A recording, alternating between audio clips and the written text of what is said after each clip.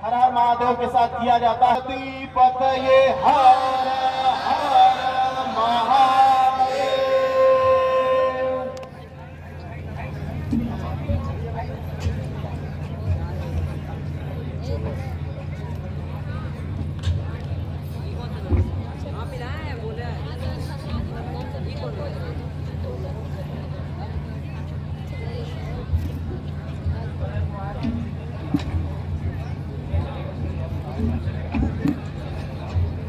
पूरा वीडियो करना ना, पूरा भैया फुल लेंगे, डोंट वरी। कैमरा भी क्लीन है उनका।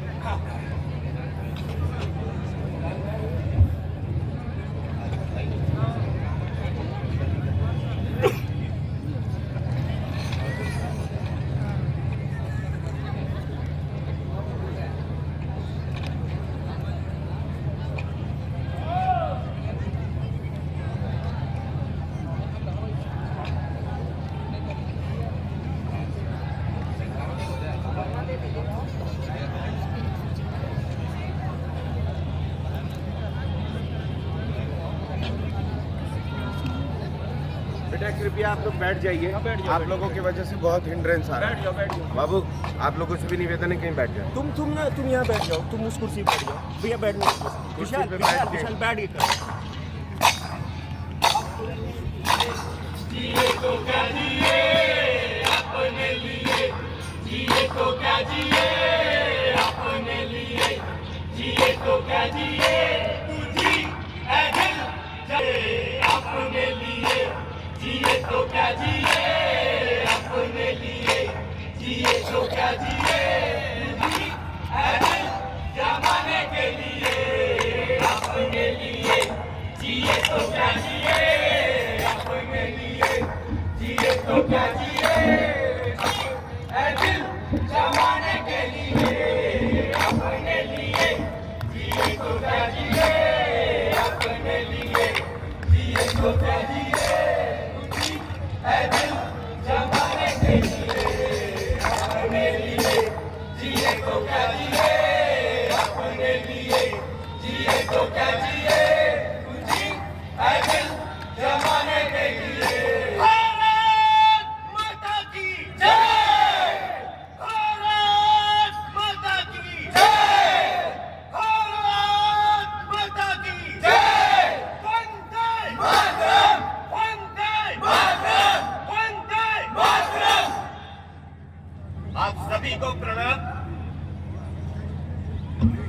आज हम आपके सामने स्वतंत्रता नायकों के बारे में हम आपको बताने जा रहे हैं।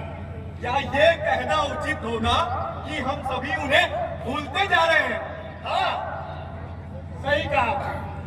जो हमारे पूर्वांचल के नायक हैं, जिन्होंने हमारी आजादी की नींव रखी, आज हम सब उन पर चरित्र चित्रण करेंगे, जिससे हम अपने वीर नायकों के बारे में न सिर्फ जानेंगे बल्कि उन पर गर्व भी कर सकेंगे कि कैसे पूर्वांचल की इस धरती पर इतने सारे नायकों ने जन्म लिया और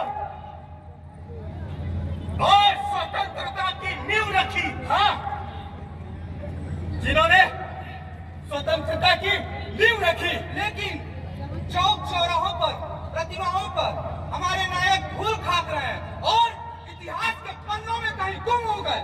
क्या? हाँ, आज की युवा पीढ़ी हमारे पूर्वांचल के वीर जवानों को इतिहास के पन्नों में कहीं भूलती जा रही है। हाँ, तुम ठीक कहते हो। ये जनता हमारे नायकों को भूलती जा रही है। हाँ, भूलती जा रही है। सरफरोशी की तमन्ना अब हमारे दिल में है, देखना है जोर कितना बाजुए काबिल में है। सरफरोशी की तमन्ना अब हमारे यहाँ भीड़ ना लगे भैया, क्योंकि पीछे से आवाज आ रही है कुछ। देखना है जोर कितना बाजुए काबिल में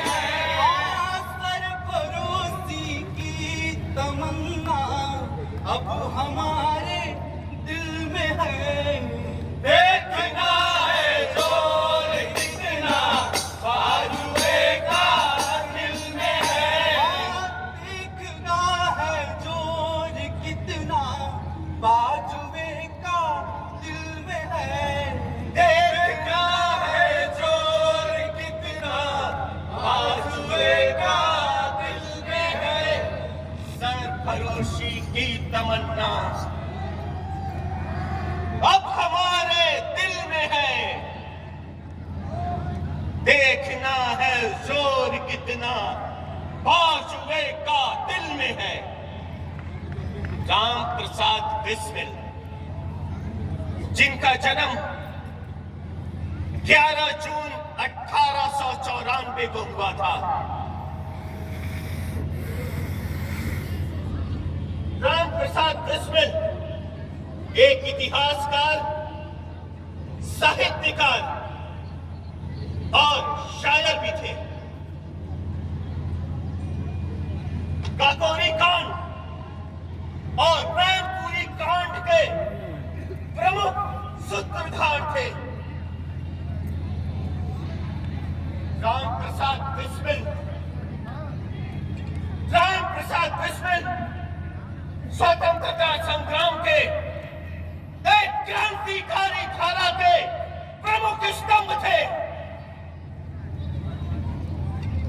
मगर 90 वर्ष की अवस्था में अंग्रेजों ने उन्हें फांसी की सजा दे दी।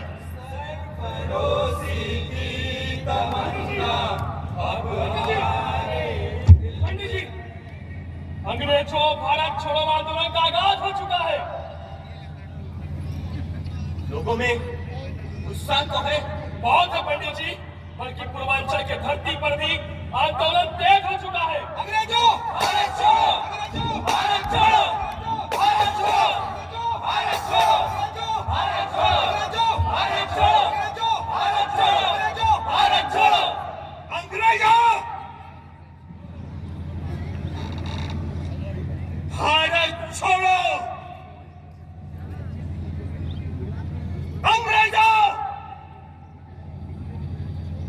भारत छोड़ो, अंग्रेजों भारत छोड़ो।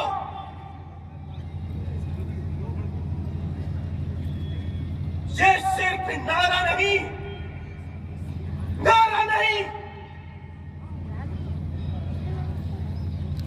बल्कि ये मेरी यानी चित्तू सिंह उसके जीवन का मूल मंत्र है। और हमें भारतवर्ष से इन गोलों को, इन अंग्रेजों को भगाना होगा, जिसके लिए हमें आप सभी को पूर्वांचल के लोगों में आंदोलन के जरिए जागरूकता फैलानी होगी। चित्तू पांडे, आप तो बलिया के शेर है, आप भी कुछ करिए ना। गजब का व्यक्तित्व है आपका पंडित जी, मानना पड़ेगा। पूर्वांचल की युवा तो आपके एक इशारे पर चलने पर तैयार है। जगन्नाथ, वाराणसी से जो आजाद ट्रेन आने वाली है, उसमें युवाओं में जोश तो है ना? बहुत है पंडित जी, हम सबने तो पांडेपुर में एक गुप्त मंत्रणा भी की है। हाँ, लेकिन अंग्रेजों का अत्याचार दिन पे दिन बढ़ता जा रहा है और अंग्रेजी हुकूमत हमारे वीर क्रांतिकारियों और नेताओं को कैद करके किसी गुप्त स्थान पर ले जा रही है। हाँ, इसीलिए हम सभी युवा जोश में हैं। हाँ, इसीलिए हम आजाद ट्रेन पर बैठकर आपके पास आए हैं। चित्तू पांडे जी, हमारी मदद कीजिए, मदद कीजिए।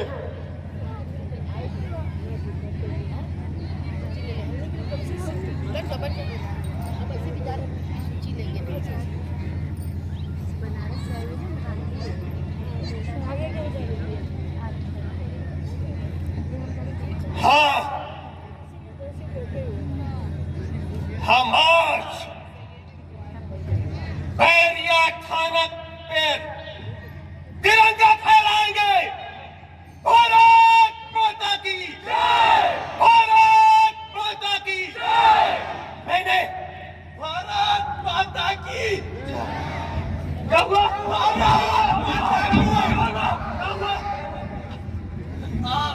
चित्तू पांडे जी, क्या हुआ? वो थानेदार ने धोखा दे दिया। जब हम उस दिन तिरंगा फहराने वहां पहुंचे तो उन्होंने अंग्रेजों के साथ मिलकर हम पर गोलियां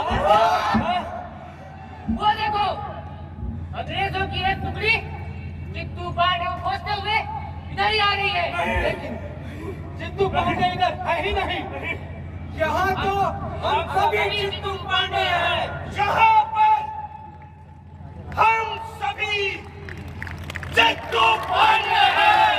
अंग्रेजों की गोलियां हम सभी चित्तू पांडे हैं।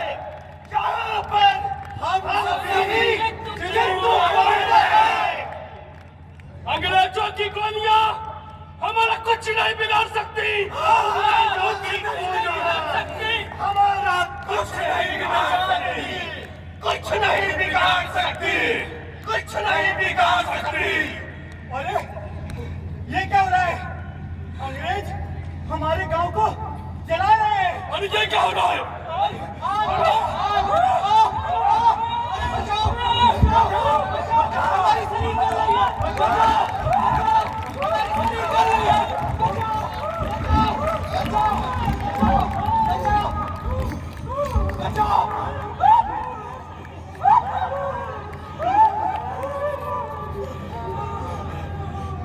अंग्रेजों ने सारे गांव में आग लगा दी और गांव के सारे लोगों को गोलियों से भून डाला।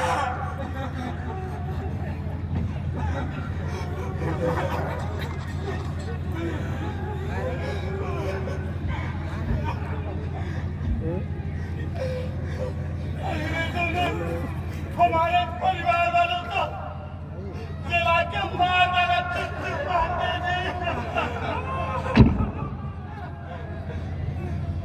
आप भी हमारी सहायता करिए। आप ही हमारा सहारा है।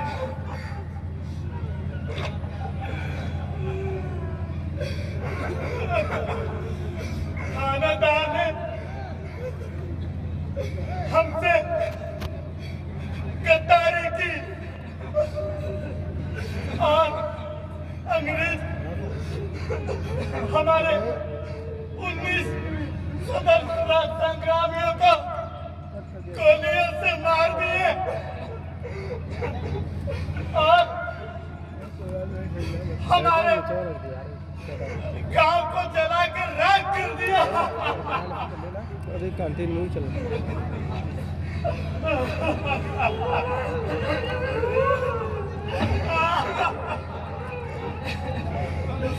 इनके पिताजी का गला काट दिया।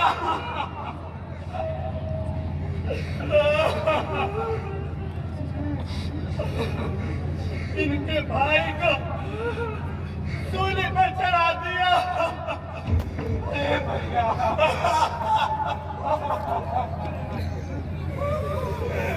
इनके बच्चों को गोलियों से भून डाला। चाचा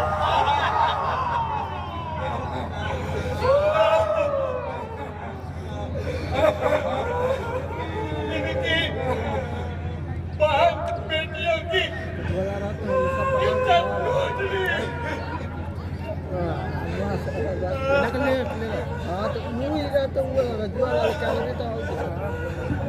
इनके खेतों को जला दिया और परिवार वालों को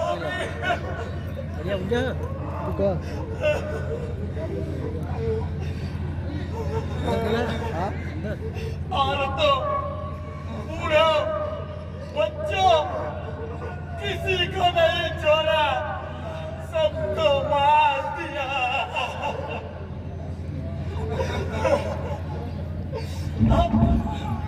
अब आप ही हमारा सहारा है। कुछ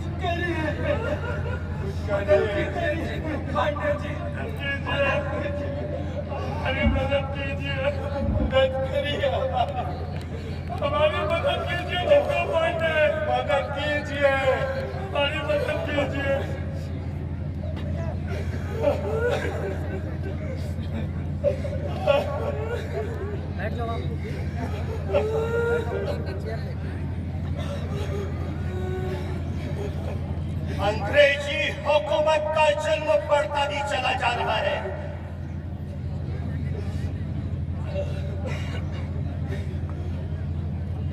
हमें यहाँ बैठे हुए सभी लोगों को एकजुट करना होगा ताकि हम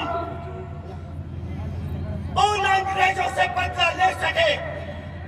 नित्यानंद जी क्या कर सकते हो? मैं लोहे का काम बहुत अच्छे से कर सकता हूँ। तो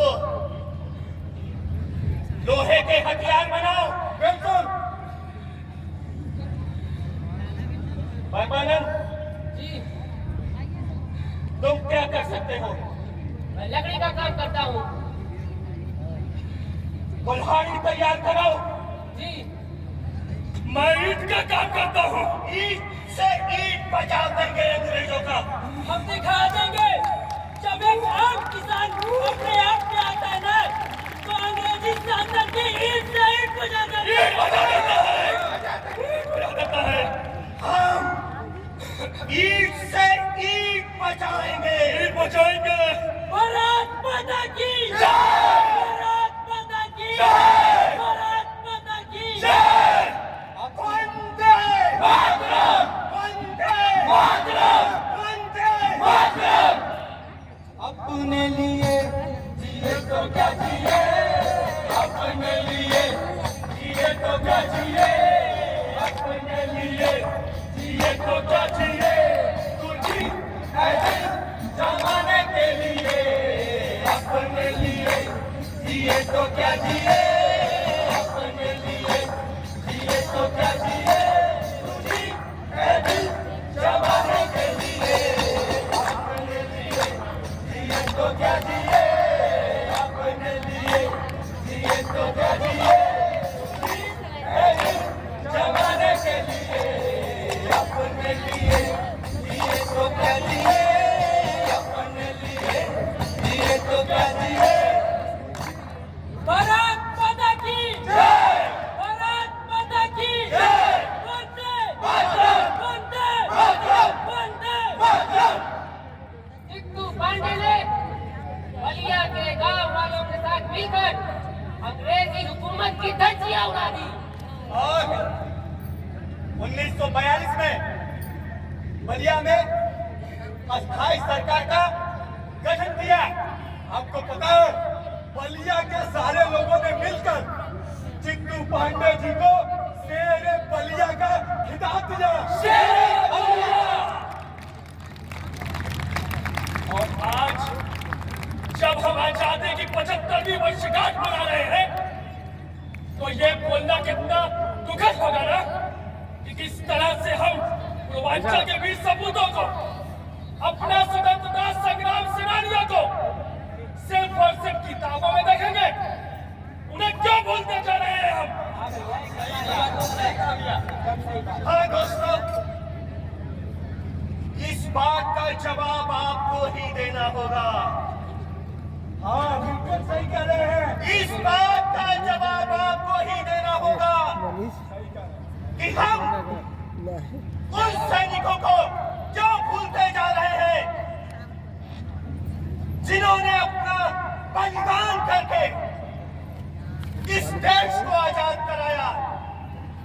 तो क्या हमारा ये फर्ज नहीं बनता है कि हम उनको याद करें?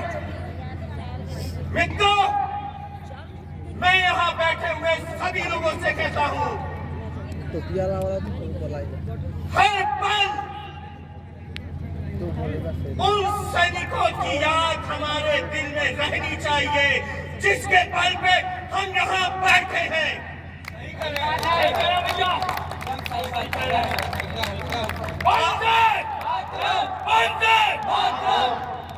आज यहाँ समय कम रहने के कारण हमने यहाँ थोड़ा चित्तू सिंह का जिक्र किया, बिस्मिल साहब का जिक्र किया, समय रखा गणेश शंकर विद्यार्थी समय रहता तो हम सबका जिक्र करते, हम 24 घंटे लगा देते उन शहीदों की याद में। बहुत सारे हमारे सैनिक हैं, गणेश शंकर विद्यार्थी जी का नाम लिया, झांसी की रानी जी का नाम लिया, हमारे मदन मोहन मालवीय जी, मदन मोहन मालवीय जी, मंगल पांडे जी, दीनदयाल उपाध्याय जी, मंगल पांडे जी ने जिस समय वो बंगाल इन्फैक्ट्री के सिपाही थे अंग्रेजों के राज में, जब वहां पर एक नया राइफल आया तो उस कारतूस में उनको पता चला कि उसमें गाय की चर्बी मिली है और सुअर की चर्बी मिली है, तो उन्होंने थोड़ा जल्दी रहो भाई साहब। उसका विरोध किया। अंतोगत उनको अंग्रेज सरकार ने फांसी की सजा दे दी। मित्रों, मेरा हाथ जोड़कर इस नाटक को दिखाने का यह उद्देश्य था कि सैनिकों को, जो हमारे सैनिक हैं, उनके पाठ्यक्रम को शामिल किया जाए, जिससे हम सभी उसको पढ़ सके। जय हिंद, जय भारत। अब तुमने लिए तो क्या दिए, तुमने लिए तो क्या दिए। धन्यवाद। अगर आपको अच्छा लगा हो, यह बात आपके दिल में घर कर गई हो, तो एक बार जोरदार तालियों से इन कलाकारों का स्वागत करेंगे, जोरदार तालियों से। जून 1897 में पैदा हुए बिस्मिल को 19 दिसंबर 1927 को फांसी दी गई। फांसी से पहले उन्होंने नित्य की भांति व्यायाम किया, स्नान के उपरांत गीता का पाठ कर रहे थे। अंग्रेज अफसर क्या कहता है कि पंडित जी जानते हो कि थोड़ी देर के बाद जीवन की सारी लीला समाप्त हो जाएगी, ये व्यायाम क्यों? ये गीता का पाठ रात भर का जागा ले। भगवान कृष्ण ने कहा कि जिसका जन्म होता है उसकी मृत्यु निश्चित है, लेकिन आत्मा अमर है।